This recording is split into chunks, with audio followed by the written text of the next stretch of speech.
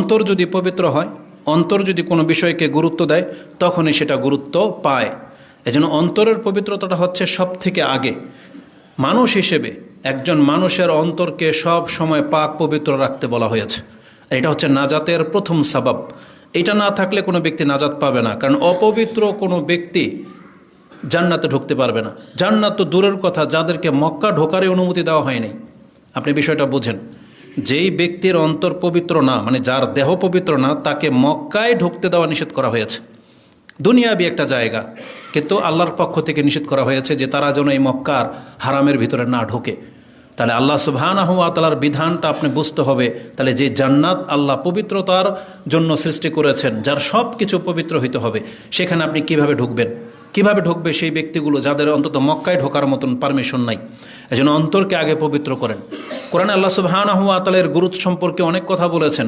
তার মধ্যে একটি আয়াত, যেটা সূরা আশ-শামস 91 নম্বর সূরাতে রয়েছে। আল্লাহ বলেছেন, কাদ আফলাহা মান যাক্কাহা, যেই ব্যক্তি এই অন্তরটাকে পবিত্র করতে পারলো সে সফল কাম। ঠিক ওই কথাটাই, মুমিন হওয়া মানেই হচ্ছে অন্তরকে পবিত্র করা। যেমন আল্লাহ বলেছেন, কাদ আফলাহাল মুমিনুন, মুমিনরা সফল কাম হয়ে গেছে। তেমনি আল্লাহ সুবহানাহু ওয়া তাআলা ওই মুমিনদের একটা গুণ হচ্ছে তারা তাদের অন্তরটাকে পবিত্র করবে। কাদ আফলাহা মান যাক্কাহা ওয়া কাদ খাবা মান দাসসাহা, আর যারা এই অন্তরটাকে কলুষিত করলো সে ধ্বংস হবে। তার মানে অন্তরের পবিত্রতার মধ্যে নাজাত রয়েছে। আর অন্তর যদি নষ্ট হয়ে যায়, এটা মানুষের ধ্বংসের কারণ। কি থেকে আপনি অন্তরকে পবিত্র করবেন? কার অন্তর পবিত্র? প্রত্যেক মুমিন যার অন্তর শিরক নিফাক থেকে মুক্ত, তার অন্তর হচ্ছে পবিত্র। কারণ মুমিনের অন্তর কখনো শিরকজনিত হইতে পারে না। মুমিনের অন্তরে নিফাক থাকতে পারে না। মানে নিছকভাবে আল্লাহর প্রতি ঈমানটাকে খাস করতে হবে এবং পরকালের প্রতি ঈমানটাকে দৃঢ় করতে হবে। এটা হচ্ছে মুনাফিকের বিপরীত। যাদের অন্তরে দোদুল্যমান, আল্লাহর প্রতি ঈমান এবং পরকালে বিচার হবে কি হচ্ছে না হচ্ছে এগুলো নিয়ে আপনি উদাসীন, তার মানে আপনার অন্তরের মধ্যে মুনাফিকির ছাপ রয়ে গেছে। মুনাফিকরা এরকম হইতে পারে, উদাসীন হইতে পারে, কিন্তু একটা মুমিন কখনো উদাসীন হইতে পারে না। মুমিনের অন্তরে একিন থাকতে হবে। চোখে দেখলে যেমন বিশ্বাস, আল্লাহ আমাদেরকে ইলম দিয়ে দিয়েছেন, আমাদেরকে বলা হয়েছে যে এর প্রতি ঈমান রাখো, যেইভাবে একটা লোকের হাক্কুল ইয়াকিন হয়ে যায়। আর আল্লাহ আমাদেরকে প্রত্যেকটা জিনিস নিজের চোখে দেখাবেন। একটা সময় আসতে যাচ্ছে, জীবনের শেষ দিন আপনি মালাকুল মউতকে দেখতে পাবেন, আল্লাহর অসংখ্য ফেরেশতাদেরকে দেখতে পাবেন, জান্নাত জাহান্নাম যে রয়েছে, আকাশ যে রয়েছে, এই সফরটা আপনি চোখ খোলা অবস্থায় দেখতে পাবেন যে আপনাকে নিয়ে যাওয়া হচ্ছে। যেটা সূরা আল কিয়ামার মধ্যে আলতাফাতি সাকু বিসাক, এই আয়াতের তাফসীর পড়বেন, যেখানে আব্দুল্লাহ ইবনে আব্বাস বলেছেন তার সামনে দুইটা জগৎকে পেশ করে দেওয়া হয়। সে দেখতে পায় যে আমি দুনিয়া ছাড়তেছি, আর যেই পরকালের কথা আমাকে বলা হতো, যেই পরকালে আমি বিশ্বাসী, সেই পরকালে যে উন্মুক্ত হয়ে গেছে, পর্দা সরিয়ে দেওয়া হবে। আল্লাহ বলেছেন যে কাশাফা, ওই পর্দাটাকে খুলে দেওয়া হবে, মানুষ দেখতে পাবে। ওইটা হচ্ছে একজন ব্যক্তির জীবনের সবচেয়ে কঠিন মুহূর্ত, একমাত্র আল্লাহ যার উপর রহম না করবে সে ছাড়া, কারণ এটা অনেক সেন্সিটিভ একটা ব্যাপার। তো অন্তরের পবিত্রতা লাগবে আল্লাহর প্রতি এবং পরকালের প্রতি দৃঢ়তার সাথে। এটা হচ্ছে পবিত্র অন্তরের কাজ। এটা নাজাতের জন্য জরুরি। এরপরে যেই ব্যক্তি ঈমানের পাশাপাশি তার অন্তরকে লোভ, হিংসা আর হচ্ছে সংকীর্ণতা এবং শাহওয়াত থেকে মুক্ত রাখতে পারবে, এই ব্যক্তির অন্তর সব থেকে পবিত্র বলে ঘোষণা করা হয়েছে। যার অন্তরে কোনো সংকীর্ণতা নাই, যার অন্তরে লোভের ঘাটতি আছে এবং যার অন্তর শাহওয়াত থেকে মুক্ত। আমাদের সবার অন্তরে শাহওয়াত আছে, সবার অন্তরের মধ্যে লোক জন্মায়, সবার অন্তরের মধ্যেই এই কি বলা হয়, এটা আপনার সংকীর্ণতা, সুহা, এগুলো বাসা বাঁধে। কিন্তু এগুলো থেকে যার অন্তর মুক্ত, তার অন্তরটা হচ্ছে পবিত্র। কোরআনে আল্লাহ সুবহানাহু ওয়া তাআলা যেমন বলেছেন, অমাইয়ুকা শুহা নাফসিহি ফাউলাইকা হুমুল মুফলিহুন, নিশ্চয়ই যার অন্তরকে সংকীর্ণতা থেকে মুক্ত করে দেয়া হলো, এই ব্যক্তি হচ্ছে সফলকাম। কোরআনের দুইটা আয়াতে আল্লাহ সুবহানাহু ওয়া তাআলা এটা বলেছেন, যেটা আপনি সূরা হাশর 59 নম্বর সূরার 9 নম্বর আয়াতে পেয়ে যাবেন এবং সূরা আত-তাগাবুন 64 নম্বর সূরার 16 নম্বর আয়াতে পেয়ে যাবেন। তাতে আল্লাহ বলেছেন, যার অন্তরটাকে আল্লাহ সংকীর্ণতা থেকে মুক্ত করে দিয়েছেন এই ব্যক্তি হচ্ছে সফল কাম। এবং রাসূলুল্লাহ সাল্লাল্লাহু আলাইহি ওয়াসাল্লাম তিনি আমাদেরকে বলতেন, ওয়া ইয়াকুম ওয়াশুহা, তোমরা সংকীর্ণতা থেকে বাঁচো। তোমাদের পূর্বের জাতি কিন্তু হালাক হয়ে গেছে এই কৃপণতার কারণে। তাদের অন্তরে সংকীর্ণতা ঢুকে গিয়েছিল, তারা দান খয়রাত করতে চাইতো না। তাদেরকে আল্লাহ ওয়ার্ড দিয়েছে, কিন্তু তারা আল্লাহকে বলেছে আল্লাহ হচ্ছেন ফকির, আমরা হচ্ছি ধনী, এমনটা ভাষা ব্যবহার করেছে। আল্লাহ বলেছেন যে তোমরা সংকীর্ণতা থেকে বাঁচো, আর যার অন্তরকে সংকীর্ণতা থেকে মুক্ত করে দেওয়া হয়েছে সেই ব্যক্তি সফলকাম। আর এই আয়াতটা আল্লাহ সুবহানাহু ওয়া তাআলা আনসারগণের মর্যাদায় উল্লেখ করেছেন যে তারা অভাবে থাকা সত্ত্বেও অন্যকে প্রাধান্য দিত। ওয়ুসিরু আলা আনফুসিহিম ওয়ালাউ কানা বিহিম খাসাসা, তাদের প্রয়োজন থাকা সত্ত্বেও তারা তার ভাইকে প্রিফার করত। এটার পরে গিয়ে আল্লাহ কথা বলেছেন, এইভাবে যাদের অন্তরকে সংকীর্ণ মুক্ত করে দেওয়া হয়েছে ফাউলাইকা হুমুল মুফলিহুন, তারাই হচ্ছে সফলকাম। আজকে আমাদের কিন্তু অঢেল আছে, আমাদের প্রত্যেকের, খুব কম মুসলিমে আছে যে অভাবী, খুব কম মুসলিমে আছে, বরং অধিকাংশ মুসলিম খেয়ে পরেও কিছু রিজার্ভ থাকে, কিন্তু আমাদের অন্তর সংকীর্ণ। আল্লাহ সুবহানাহু ওয়া তাআলা বলেছেন, যার অন্তরটাকে ইসলামের জন্য উন্মুক্ত করে দেওয়া হয়েছে সেই ব্যক্তিকে ওই ব্যক্তির মতো যে এমনটা নয়, ওহুয়া আলা নূর মির রব্বিহি, যে তার রবের পক্ষ থেকে একটা নূর প্রাপ্ত হয়েছে, সে 7 আসমান দেখতে পায়, 7 আকাশরূপে আরশে আজিম দেখতে পায়, তার উপরে তার রব আছে সেটা দেখতে পায়। এই নূরের কারণে এটা আল্লাহ যাকে দিয়েছেন সে সৌভাগ্যবান। কারণ আল্লাহ সুবহানাহু ওয়া তাআলা সূরা জুমার 39 নম্বর সূরার 22 নম্বর আয়াতে বলেছেন, আফামান শারাহাল্লাহু সাদরাহু লিল ইসলাম ফাহুয়া আলা নূরিম মির রাব্বিহি ফাওয়াইলুল লিল্লাযিনা কাফারু, এবং দুর্ভোগ হচ্ছে সেই সমস্ত কাফেরদের জন্য। আয়াতটা এইভাবে রয়েছে যে আল্লাহ বলেছেন, যার অন্তরকে ইসলামের জন্য উন্মুক্ত করে দেওয়া হয়েছে। এটা এতটা জরুরি, আজকে আমরা বক্তব্য তো দেই, বক্তব্য তো শুনি, বহু জায়গায় বিচরণ করতেছি, তারপরও কেন যেন আমাদের মধ্যে ঘাটতি মনে হয়। আমাদের বক্তাদের মধ্যেও ঘাটতি, শ্রোতাদের মধ্যেও ঘাটতি, মিম্বরে যা দাঁড়িয়ে আছে তার মধ্যেও ঘাটতি, মসজিদে যারা খুতবা শুনতেছে তাদের মধ্যেও ঘাটতি। অথচ উচিত ছিল ইসলামটাকে গ্রহণ করার মতো একটা মেন্টালিটি তৈরি করা।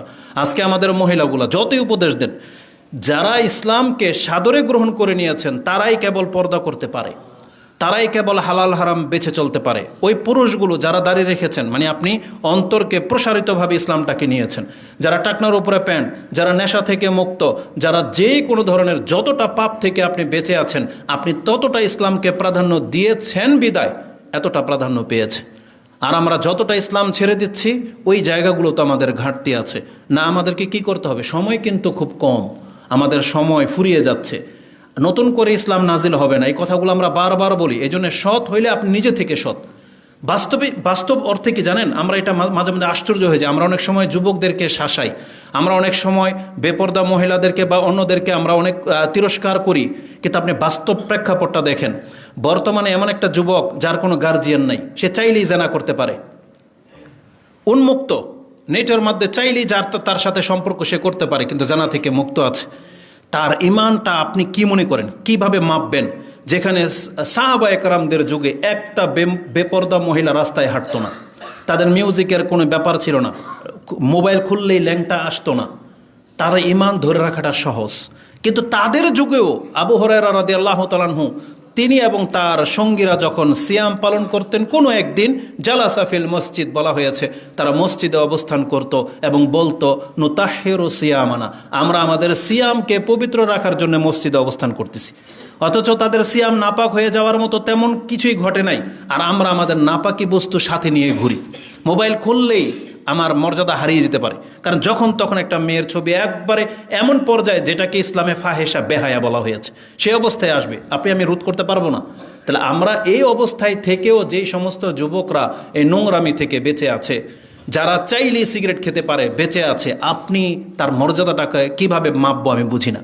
তবে আল্লাহর কাছে এটা আশা করি, হয়তো রাসূল সাল্লাল্লাহু আলাইহি ওয়াসাল্লাম যে হাদিসে বলেছেন যে পরবর্তীতে ফিতনার যুগে যারা আমার সুন্নাহর উপরে থাকবে তারা তোমাদের 50 জন শহীদের সমান নেকি পাবে। আল্লাহ যেন আমাদেরকে তাদের অন্তর্ভুক্ত করে দেন, এবং যারা ইসলামের উপরে টিকে আছে সেই সমস্ত পুরুষ এবং নারীদেরকে যেন আল্লাহ রহম করে, আমিন ইয়া রাব্বাল আলামিন। তা আল্লাহ সুবহানাহু ওয়া তাআলা আমাদেরকে বলেছেন অন্তরটাকে আগে ঠিক করতে। অন্তরটা ঠিক হওয়াটা এটা জরুরি, কারণ আজকে আমরা যদি অন্তর থেকে ইসলাম পালন না করি, কোনো উপদেশ আপনার কোনো কাজে আসবে না। আর যেই দিন থেকে আপনি অন্তর থেকে মেনে নেবেন যে আমি আমার রবের কথা মানব, আমি আমার রাসূলুল্লাহ সাল্লাল্লাহু আলাইহি সাল্লামের দিক নির্দেশনা মোতাবিক চলবো, আপনার অন্তরকে বাধ্য করতে হবে, আপনাকে বাধ্য করতে হবে। এটা না হইলে কোনো বক্তব্য কোনো কাজে আসবে না। এই জন্য আমরা অন্তত, আমি মনে করি, আমি ছোট হলেও আমি যে কথাগুলো বলি, আমাদের শ্রবণ শক্তি যদি কাজে লাগায়, আমাদের শ্রোতারা যদি এই কথাগুলো মেনে নেয়, হতে পারে একটা সময় আমাদের অনেক বড় একটা বেনিফিট পাবো, বা একটা মানুষের কথা শুনতে পাবো যে আপনার এই কথাটা আমরা মেনে নিয়েছিলাম এবং আমাদের অনুসারী বেশি। এভাবে ইনশাল্লাহ দিন পরিবর্তন হওয়া সম্ভব, বাংলাদেশের চিত্র পরিবর্তন হওয়া সম্ভব। প্রত্যেকটা খুতবায় যদি বা প্রত্যেকটা বক্তা থেকে যদি 100 জন শুধরে যায়, আলহামদুলিল্লাহ আমাদের সালাফি আলেম 100-র ওভার আছে। তার মানে প্রত্যেকটা খুতবায় 10 জন করে শুধরালে 10 বছর লাগবে না বাংলাদেশে ইসলাম প্রতিষ্ঠিত হতে। আল্লাহ তুমি তৌফিক দান করো, আমিন। তো আল্লাহ বলেছেন, যার অন্তরটাকে যে পবিত্র করলো এই ব্যক্তি হচ্ছে সফল কাম। এই অন্তর আপনাকে শিরিক, কুফরি, নেফাকে থেকে মুক্ত করতে হবে। আর যেমনটা বললাম, যতদূর সম্ভব আমাদের লোভ কমাতে হবে, আমাদের শাহওয়াত, এই যেগুলো শাহওয়াতের, যে আমি অনেক টাকা হয়েছে ঘুরতে চলে যাই, অনেক টাকা হয়েছে 2-3টা বিয়ে করি, ভোগ করে আবার ছেড়ে দিই, যেগুলো এরকম করতেছেন অনেকেই করে। নেশা যারা করে, নারী সংক্রান্ত বিষয় এবং আমোদ প্রমোদ, কিছু একটা অনুষ্ঠান হলে আজকে পয়সাওয়ালাদের চরিত্র কেমন হয়ে গেছে, কোনো রিজন নাই অনুষ্ঠান করার, খামাখা সে খাতনা করিয়েছে, অনুষ্ঠান দিয়ে বসে আছে। মেয়ের নাক বিন দিয়েছে, অনুষ্ঠান দিয়ে বসে আছে। মেয়ের প্রথম হায়েজ হয়েছে, অনুষ্ঠান দিয়ে বসে আছে। লা হাওলা ওয়ালা কুওয়াতা ইল্লা বিল্লাহ। মুসলিমদের চরিত্র এমন কেন হয়ে যাচ্ছে? আর অনুষ্ঠানে একটা ধরন থাকতে হয়। আপনি পয়সাওয়ালা হয়েছেন বিদায় আপনি ব্যান্ড পার্টি, ওই আপনার সাউন্ড সিস্টেম এবং রং তামসা, লাইটিং সব কিছু আপনি করবেন। আপনাকে তো ইসলামের একটা হুদুদ দিয়ে দেওয়া হয়েছিল, আপনি তাহলে না মানলে এই বিধানগুলো কার জন্য, এটা আপনাকে বুঝতে হবে। যারা আল্লাহর বিধান মানে তারাই তো মুসলিম, আর আপনি বিধান না মানলে তাহলে আপনি কোন ধর্ম তালাশ করতেছেন? আফা হুকমাল জাহিলিয়াতি ইয়াবগুন, আল্লাহ বলেছে তারা কি তাহলে ওই জাহেলিয়াতের রীতিনীতি কামনা করে? ওমান আহসানু মিনাল্লাহি হুকমান লিকাউমি ইউকিনুন, আল্লাহর চাইতে উত্তম বিধান একটা বিশ্বাসের জন্য আর কে দিতে পারে? আল্লাহ বলেছেন আল্লাহর চাইতে আর কে সাজাতে পারে একটা বিধান? তাহলে আল্লাহ সুবহানাহু ওয়া তাআলাকে আমাদের চরিত্রগত, দৌহিক, আমাদের চাহিদার খেয়াল রাখে নাই? আল্লাহ সব কিছু খেয়াল রেখেছে। আল্লাহ তো প্রথমে বলে দিয়েছে লজ্জাস্থানকে হেফাজত করতে হবে। আল্লাহ দেখলো এটা আমার বান্দার জন্য কঠিন হয়ে যাবে, তখন বলো যাও তোমার স্ত্রীর জন্য জায়েজ করে দিলাম। তা আল্লাহ তো দিয়েছে তো জায়েজ পথ, এটা যার তার সাথে না। আপনি পশুর সাথে কেন করতে চান? যে যাকে হারাম করা হয়েছে তার সাথে কেন করতে চান? জায়েজ পথ তো আল্লাহ রেখেছে। আল্লাহ যদি না রাখতো তাহলে আপনি বলতেন যে আমাদের ইসলাম আমাদের উপরে বেশি বাড়াবাড়ি করেছে। কিন্তু আল্লাহ তো, আপনি খান না ওঢেল খান, আপনি লাহাম্মাদ গুদ খান, যদি আপনার টাকা থাকে হালাল খান, তাহলে হারামভাবে কেন, হারামগুলো কেন? তো কথা হচ্ছে যে আপনাকে ইসলাম পালন করতে গেলে আপনার অন্তরটাকে একটু প্রসারিত লাগবে, যে আমি ইসলাম পালন করব, এটা আপনার এখান থেকে নিতে হবে যে আমি মানব। এটা না হইলেও হবে না। তা আল্লাহ আমাদেরকে তৌফিক দান করুন, আমিন। যারা এমনটা অন্তরকে পবিত্র করতে পারবেন, তাদের অন্তরটাকে মানে মৃত্যুর দিন কিভাবে গ্রহণ করা হয় জানেন? রাসূলুল্লাহ সাল্লাল্লাহু আলাইহি সাল্লাম বলেছেন, যেই ব্যক্তির অন্তরটা সুস্থ, সুন্দর, পবিত্র, তাকে মালাকুল মউত এসে বলবে উখরিজি, বের হও। আইয়াতুহান নাফসুত তাইয়্যিবাত কানাত ফিল জাসাদিত তাইয়্যিব, হে উত্তম আত্মা, পবিত্র আত্মা, একটা পবিত্র দেহের মধ্যে তুমি ছিলা, উখরুজি, বের হয়ে আসো। উখরুজি হামিদাতান, তুমি প্রশংসিত হয়ে বের হও। ওয়া আবিশির, সুসংবাদ গ্রহণ করো, বিরাউহিন ও রায়হানিন ও রব্বিন গায়রে গাদমান, তুমি সুগন্ধি, বেহেশতের ফুল, ফলমূল, আনন্দ, উৎফুল্ল, এটা এবং তোমার রবের পক্ষ থেকে একটা সুসংবাদ গ্রহণ করো যে তিনি তোমার প্রতি নারাজ নন, তিনি তোমার উপর সন্তুষ্ট। এবার বের হয়ে আসো। একটা পবিত্র আত্মাকে বলা হবে। ফালা ইয়াজালু ইয়াকুলু লাহা যালিকা, এই কথাগুলো এই ব্যক্তিকে ততক্ষণ পর্যন্ত ফেরেশতা বলতেই থাকবে, হাত্তা তাখরুজা, যতক্ষণ পর্যন্ত তার অন্তরটা হালকা করে বেরিয়ে না যাবে। তার রুহটা বের হওয়া পর্যন্ত ফেরেশতা এভাবে তাকে আদর করে সম্বর্ধনা দিয়ে এভাবে তাকে নিয়ে চলে যাবে। এবং এই আত্মাটা যখন নেওয়া হবে, ফেরেশতারা এতটা সন্তুষ্ট হবে যে কারাকারি লেগে যাবে। এ বলবে আমি নেব, এ বলবে আমি নেব। এটা হচ্ছে ওই ফুটফুটে বাচ্চার মতো, যে অনেক দিন পর একটা বাচ্চা পেয়েছে, এত সুন্দর, সবার চোখ জুড়িয়ে যায়। খালা বলে আমি নেব, ফুফু বলে আমি নেব, বোন বলতেছে আমি, ভাই বলতেছে আমি, কারাকারি লেগে গেছে আনন্দের সাথে, কেউ কারো কোলে দিতে চায় না। ঠিক এই আত্মাটাকে ফেরেশতারা এইভাবে নিয়ে প্রথম আকাশ পর্যন্ত পৌঁছে যায় এবং প্রথম আকাশ থেকে যখন দরজা খোলার অনুমতি চাওয়া হয়, যখন সেটা উপরে যায়, প্রথম পুরা আকাশ ধরেন মুগ্ধ হয়ে যায় গ্রানে, এতটা তাইব। এটা কার? পবিত্র আত্মার। এটা মনে রাখেন। এ হাদিস ইমাম ইবনে মাজাহ এবং নাসাইতে কোট করেছে। আমি নাসাই থেকে 1833 থেকে আপনার কাছে কোট করতেছি। তার মানে অন্তরের পবিত্রতাটা হচ্ছে অনেক বড় একটা ব্যাপার। এই অন্তর ভালো রাখার একটা উপায় দুই একটা কথা বলি, যেহেতু আমাদের মূল অনেক কিছু আছে। অন্তরকে যদি আপনি পবিত্র করতে চান, ভালো রাখতে চান, নমনীয় রাখতে চান, তার প্রথম ঔষধ হিসাবে আপনি কোরআন পড়া শুরু করেন, কোরআন চর্চা করেন। কোরআনটা যত পড়বেন আপনার অন্তর তত নরম হবে, তত বেশি আল্লাহর দিকে ঝুঁকবে, তত বেশি সংকীর্ণতা দূর হয়ে যাবে, তত বেশি পরকালের প্রতি ঈমান বেড়ে যাবে। আর এটা আল্লাহ নিজেই বলেছেন, যদি আপনি মুমিন হন আর যদি কোরআন পড়েন, এই দুইটাকে জমা করতে হবে। কাফের কোরআন পড়লে কাজ হবে না, যেমন এক নাস্তিক কোরআন পড়ে কোরআনের ভুল ধরার জন্য, মুসলিমকে খাটো করার জন্য। যেমন অনেক আহলে কোরআন আছে যারা হাদিস পড়ে হাদিস দিয়ে মুসলিমকে আঘাত করার জন্য, ওরা হাদিস মানার জন্যই পড়ে না।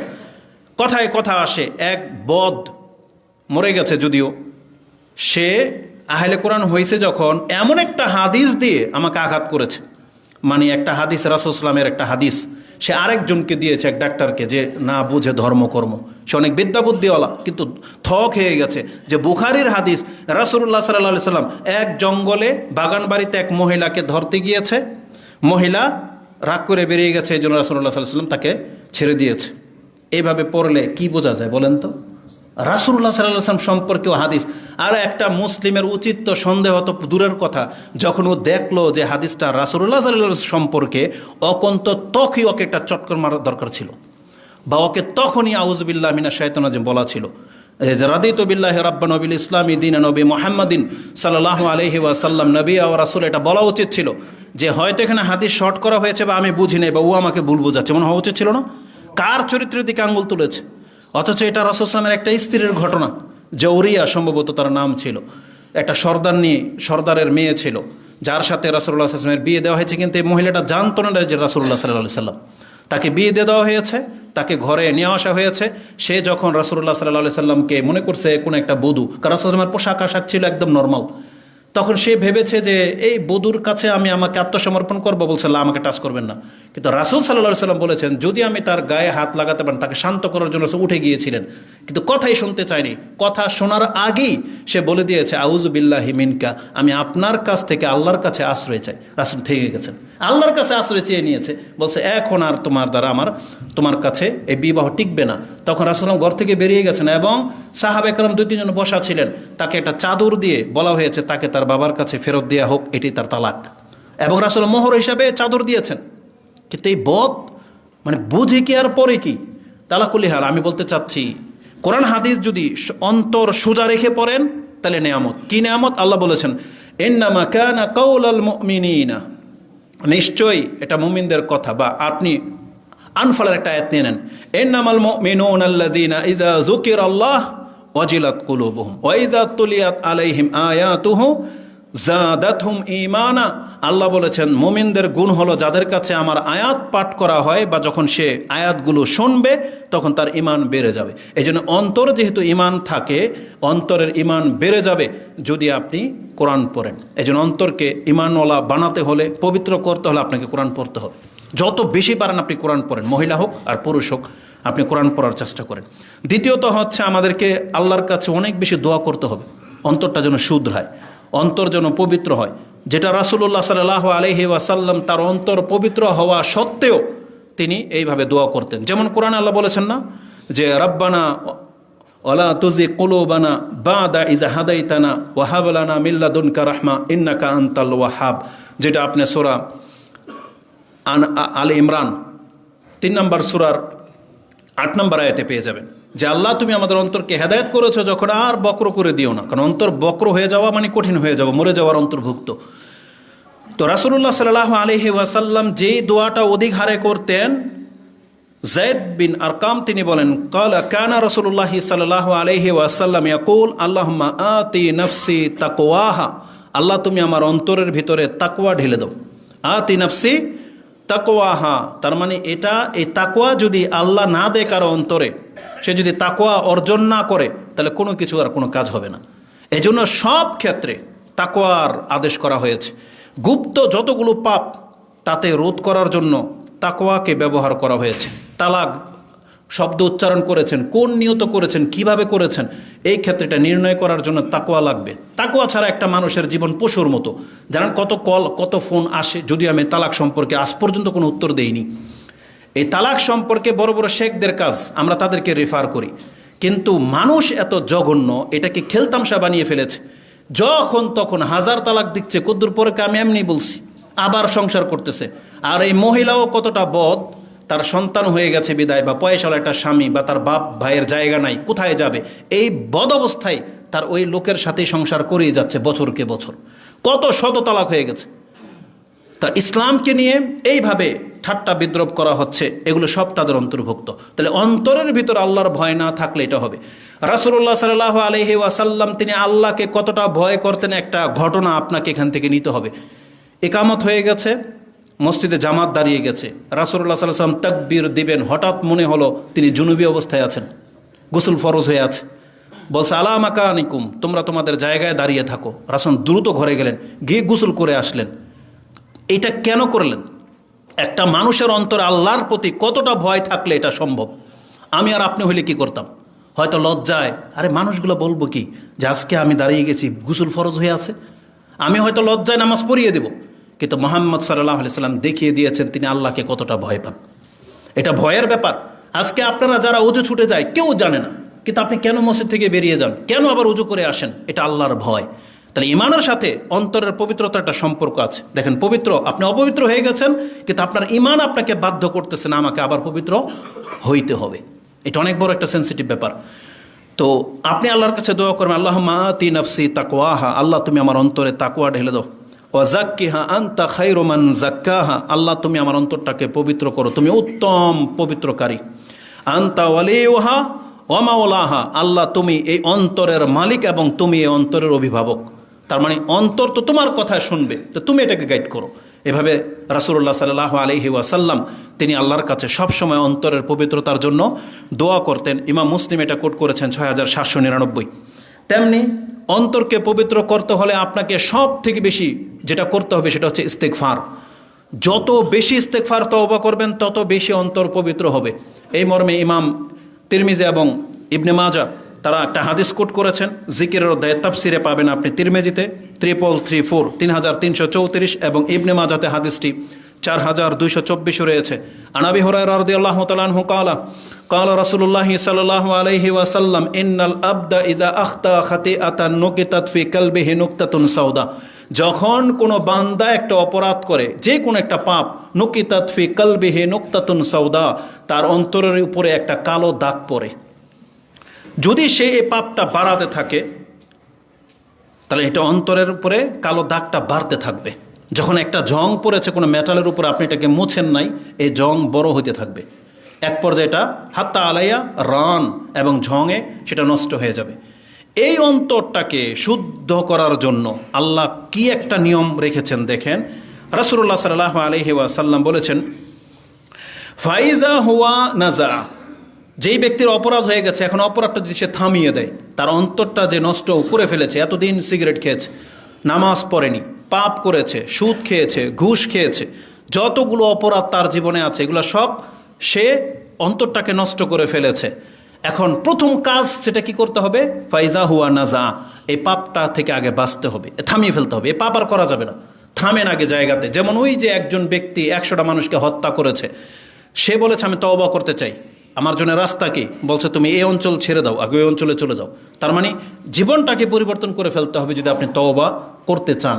যে অঞ্চলে পাপ হয়, যে সঙ্গীর সাথে পাপ হয়, এই সঙ্গী ত্যাগ করতে হবে, সেই স্থান ত্যাগ করতে হবে, প্রয়োজন সে সমাজ ছেড়ে দিতে হবে।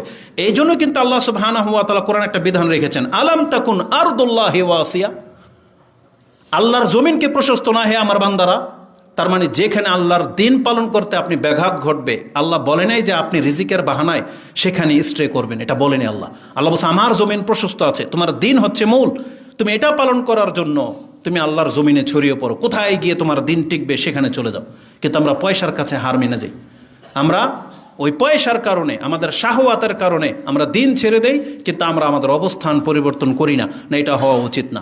তো রাসূল সাল্লাম বলেছেন ওয়াহুয়া নাজা, যদি সে থেমে যায়, ওয়াস্তাগফারা, যদি আল্লাহর কাছে ক্ষমা চায়, ওয়া তাবা, যদি ফিরে আসে, সুকিলাত বা সুকিলু কালবাহু, তাহলে সে যেন তার অন্তরটাকে চকচকা করে ফেললো। তার মানে এটা এমন একটা বিধান, মানে অন্তরটা, আল্লাহ যে কেন কসম খেয়েছে, ওয়ানাফসি ওমা সাওয়াহা, আমি কসম করছি যেই অন্তরটাকে বানিয়েছে, মানে আল্লাহ নিজে নিজের কসম খেয়েছেন এবং এই অন্তরের শপথ নিয়েছেন। যে আল্লাহ বলেছেন যে এটার অন্তরের শপথ, আপনার বডির কোনো অঙ্গের শপথ আল্লাহ করেননি, শুধু এই অন্তরের। কেন জানেন? এই অন্তর এমন একটা সেন্সিটিভ, এটা চোখের কিডনির মতো না। কিডনি, চোখ, ফুসফুস, হাত, পা এগুলো ভেঙে গেলে জোড়াল হয় বা ঠিক হয়, কিন্তু পূর্বের মতো হয় না। কিন্তু অন্তর এমন একটা জিনিস, এটা যদি শক্ত হয়ে যায়, মরে যায়। এমনকি কাফেরের অন্তর কত শক্ত, যদি সে লা ইলাহা ইল্লাল্লাহ বলে নেয়, কোনো পাপে যদি তওবা করে নেয়, 100টা হত্যার পাপ তার অন্তরে, কিন্তু সে শুধু তওবা করে নিয়েছিল, সুকিলা কালবহু, বলা হয়েছে মায়ের পেট থেকে জন্মায় একটা শিশু যে অন্তর নিয়ে, একটা তওবাকারীর অন্তর ওই রকম পরিষ্কার হয়ে যায়। তাহলে অন্তরকে পবিত্র করতে হলে তওবার বিকল্প নাই। এজন্য আমাদেরকে বেশি বেশি ইস্তেগফার করতে হবে, তাহলে আমাদের অন্তর পবিত্র হবে। তো এইভাবে আমাদের প্রত্যেকটা জিনিসকে খেয়াল রাখতে হবে। ইমানদারদের সাথে তার অন্তর, তার জবান, তার দেহ, তার পোশাক, তার স্থান, প্রত্যেকটা জিনিসকে পবিত্র রাখার আদেশ করা হয়েছে। এইটাই হলো ইসলামের বৈশিষ্ট্য। এই পবিত্রতাকে নিয়ে আমরা কথা বলতে চেয়েছিলাম, যদি সময় পাস হয়ে গেছে। জাস্ট আমি আপনাকে যদি এটা এহসাস জাগাইতে পারি আপনার অন্তরে, তাহলে আমার সাকসেসতা চলে আসবে। সেটা কি? যে মুসলিম হিসাবে আপনাকে পবিত্র হওয়ার মেন্টালিটি রাখতে হবে, যে আমি সবসময় পাক সাফ থাকবো।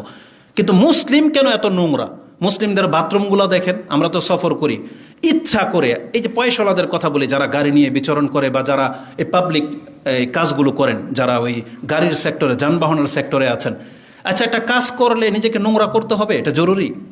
কাজ যত ছোটই হোক, একটা মানুষ সম্ভ্রান্তভাবে বা সম্মানিত হয়ে কেন বাঁচতে চায় না, বা কেন শিখে না এটা? একটা হত দরিদ্র, ওর হাতটা একটু পরিষ্কার থাকবে, এটা কিসের বাধা? হ্যাঁ, যারা ময়লার কাজ করে তার হাত ময়লা থাকবে, এটা স্বাভাবিক। কিন্তু সবসময় সে ময়লা রাখে, খাওয়ার সময় কি ধোয় না? তার মানে ধুয়ে তাকে খাওয়া উচিত। সে বাথরুমে বসে, সে উঠে আসার পরে তার কমোডের দিকে একবার ফিরে কেন তাকায় না? কারণ আমারই মুসলিম ভাই একটু পরে এখানে আসবে, তার রুচিটা এত নোংরা কেন যে এক বদনি বালতি পানি তাকে ঢেলে দিতে তার এতটা কেন কষ্ট? এত নিচু কেন মানুষ নেমে যায়? এটা আপনার হাত দিয়ে আমাদের মতন ব্যক্তিরা যদি আমরা পরিষ্কার করতে পারি, তাহলে আপনি কি হয়ে গেলেন?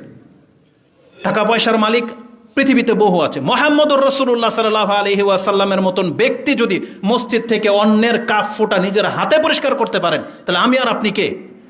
তাহলে মুসলিমদের এই পথ, ঘাট, বাথরুম এগুলো এত নোংরা কেন থাকবে? আর এটা তো আমাদের পবিত্রতার সাথে জড়িত। পবিত্রতার সাথে জড়িত না? এটা আমাদের ইবাদতের সাথে তো জড়িত। কারণ একটা লোক, নামাজি লোক যখন আসবে আর আপনার প্রস্রাব যদি তার কাপড়ে লেগে যায়, তাহলে তার নামাজটাই তো ব্যাহত ঘটতেছে। তাহলে আপনি মুসলিমদের এই জিনিসগুলোকে এত ছোট করে কেন দেখেন? এটা তো অনেক বড় একটা ব্যাপার। উপরন্ত এই জায়গাটাতে যদি আপনি কাজটা করতেন, অন্য যেটা আমাদের সাথে বেশিরভাগ ঘটে, সুবহানাল্লাহ, এই জন্য লজ্জা পাই। আমার পরে যদি যে আসবে, হয়তো সে অপ্রীতিকর কিছু দেখলে ভাববে যেটা আমি করেছি, বাধ্য হয়ে আমাকে পানি ঢালতে হয়। তাহলে এমনটা কেন হয়েছে? প্রত্যেকের এটা মেন্টালিটি, আমি তো করি নেকির আশায়, তাহলে আপনি কেন করবেন না?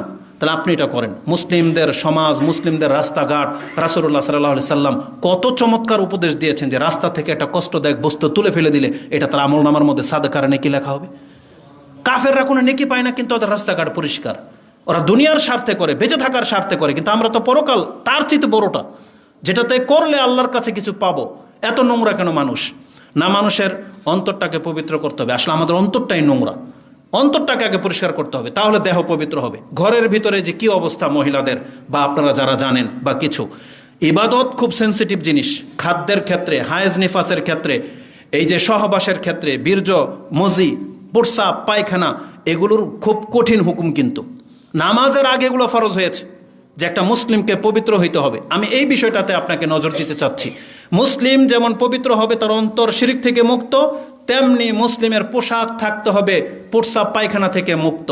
মুসলিমের হায়েজ নেফাজ অবস্থায় যে নিয়মগুলো নিষিদ্ধ, কোনো মুসলিম পুরুষ মহিলার জন্য জায়েজ নাই ওই অবস্থায় সহবাস করা। কারণ ইসলামের এটা কিন্তু আইন, বিধান, আপনাকে এগুলো মানতে হবে। কিন্তু আমাদের কাছে যেগুলো আমরা দেখতে পাচ্ছি প্রশ্নের মাধ্যমে, নেটে, মুসলিমদের চরিত্র হয়ে গেছে কাফেরদের মতো। না, এটা মোটেও কাম্য নয়। আমরা আমাদের যুবকদেরকে, আমাদের মুসলিম ভাই বোনদেরকে আমরা বলতে চাই, পবিত্র জীবন যাপন করেন। এই ঠান্ডার বাহানায় আপনি সারা রাত ভরে নাপাক থেকে যাবেন, ফজরও পড়বেন না, ওই সকাল 10টা না বাজলে আপনি আল্লাহর কাছে কি জবাব দেবেন? এই জন্য সতর্ক সাবধান হন। আমরা মূলত এই বিষয়গুলো নিয়ে কথা বলতে চেয়েছিলাম। এবার পবিত্রতার মর্যাদা নিয়ে দুই একটা কথা বলি। ইসলাম সবচেয়ে মর্যাদাপূর্ণ দিন, দিনে হক হওয়ার দিক থেকে এই পবিত্রতার বিধানটা প্রমাণ করে যে ইসলাম শ্রেষ্ঠ ধর্ম, ইসলাম মধ্যম পন্থা। এই পবিত্রতার হুকুম আপনি পড়লে বুঝতে পারবেন যে ইসলাম কিভাবে মধ্যম পন্থা হইল।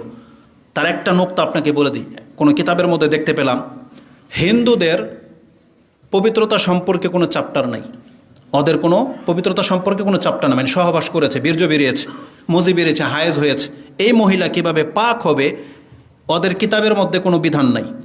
প্রস্রাব পায়খানা করে আসছে, প্রস্রাবের কাপড়ে পড়ুক না কোথায় পড়ুক ওদের কোনোই নাই, পবিত্রতা হওয়ার কোনো ব্যাপার নাই। তাহলে শিথিল, একদম নিচের ধর্ম।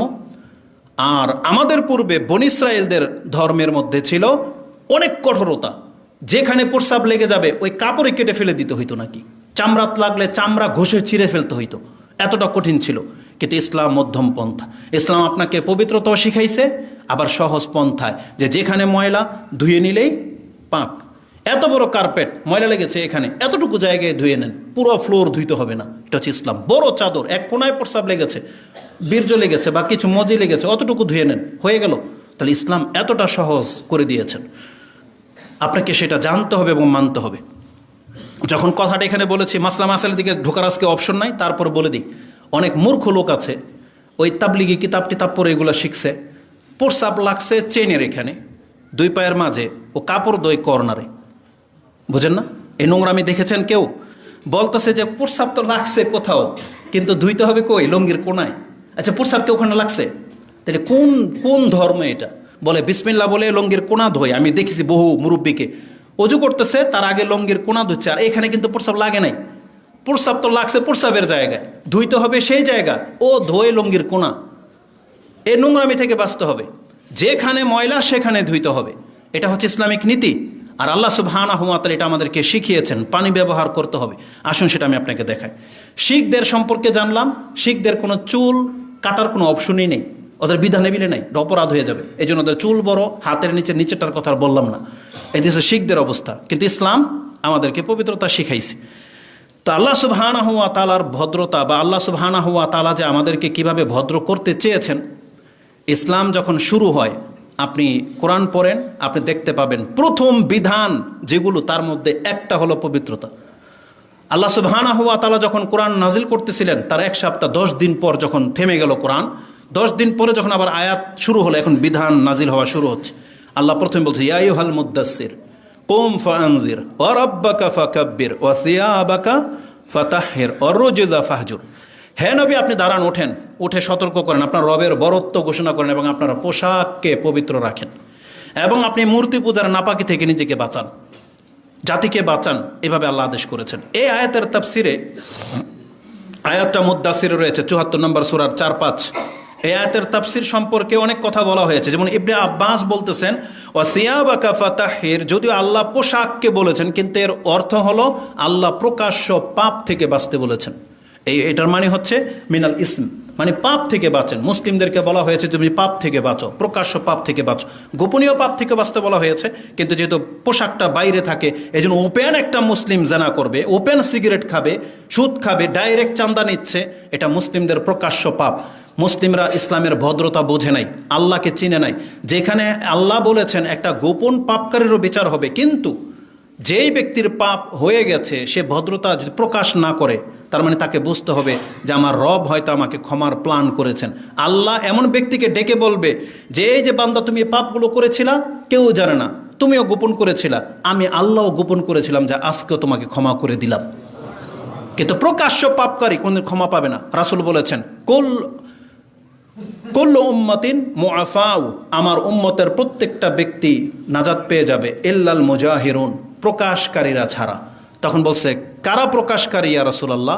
বলছে, রাত্রে একটা ব্যক্তি পাপ করেছিল, আল্লাহ তাকে ঢেকে রেখেছিল, কিন্তু সকালবেলা এই ব্যক্তি উঠে তার বন্ধুর কাছে, অমুকের কাছে, তুমুকের কাছে বলে, জানো আজকে রাত্রে আমরা এটা করেছি।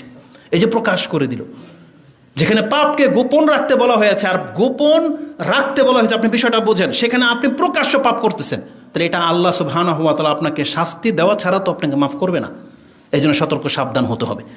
তো আল্লাহ সুবহানাহু ওয়া তাআলা বলেছেন যে ওসিয়াবাকা ফাতাহির, তুমি তোমার পোশাকটাকে পবিত্র করো। ইমাম মুজাহিদ বলেন বা মুহাম্মদ ইবনে সিরিন তিনি বলেন আই ইয়াগসিলহা বিলমা, আল্লাহ এখানে মূলত আমাদেরকে আমাদের দেহ এবং পোশাককে পানি দিয়ে ধুইতে বলেছেন, এই জন্য আল্লাহ সুবহানাহু ওয়া তাআলা পানির বিধান রেখেছেন।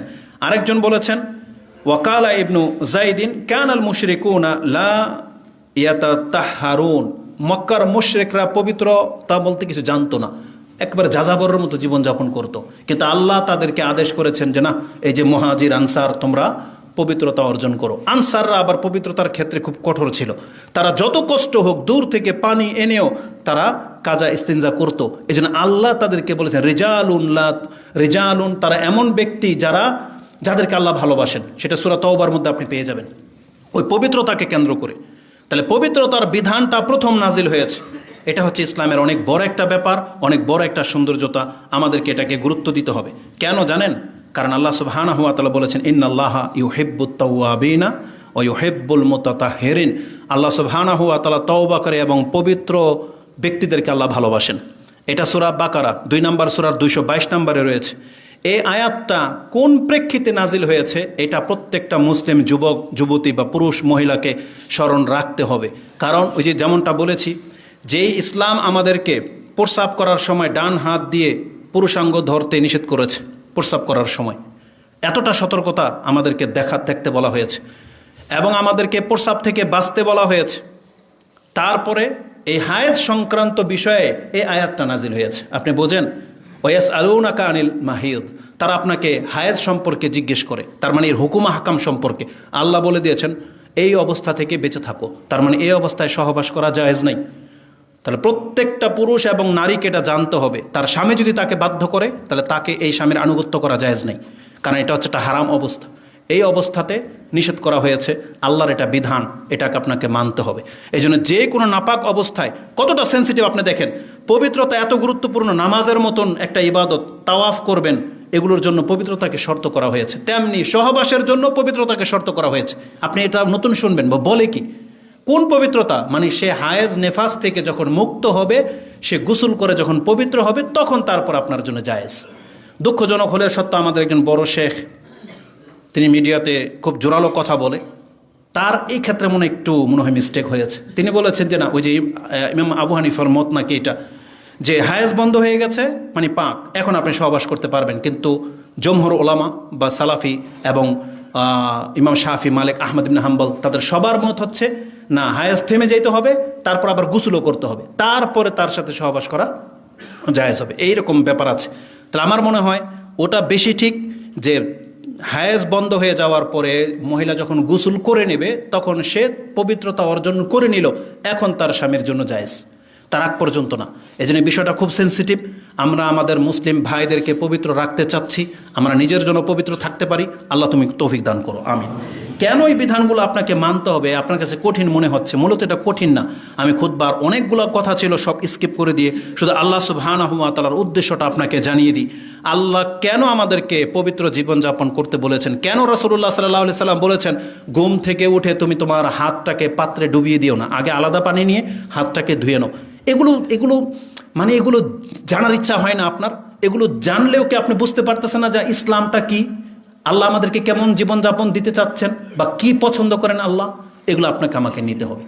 এটা খুবই গুরুত্বপূর্ণ বিষয়। আমি হয়তো বুঝাইতে ব্যর্থ, যে আমি হয়তো বুঝাতে পারতেছি না আমি কি বুঝাতে চাচ্ছি, কিন্তু আমি আমাদের মুসলিম ভাইদেরকে বলবো, মুসলিম মানে পবিত্র, মুসলিম মানে হালাল খাবে, মুসলিম মানে ভালো চিন্তা করবে, এমন হইতে চেষ্টা করে।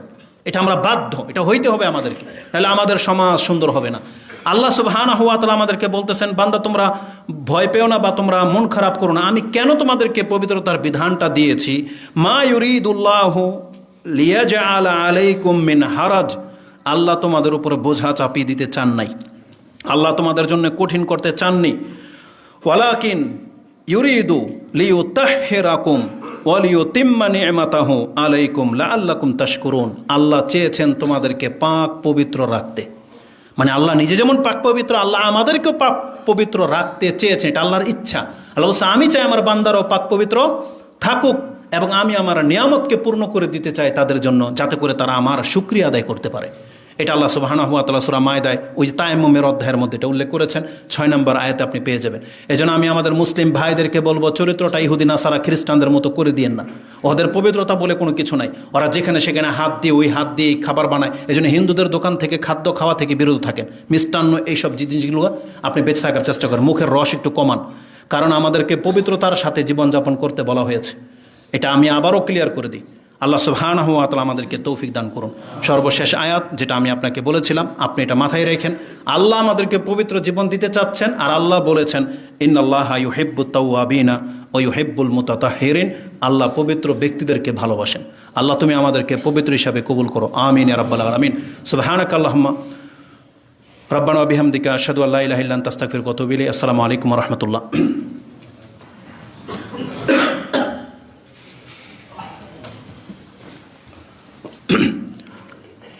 আলহামদুলিল্লাহি রাব্বিল আলামিন, ওয়াসসালাতু ওয়াসসালামু আলা আশরাফিল আমবিয়া ওয়াল মুরসালিন নবিয়িনা মুহাম্মাদিন ওয়া আলা আলিহি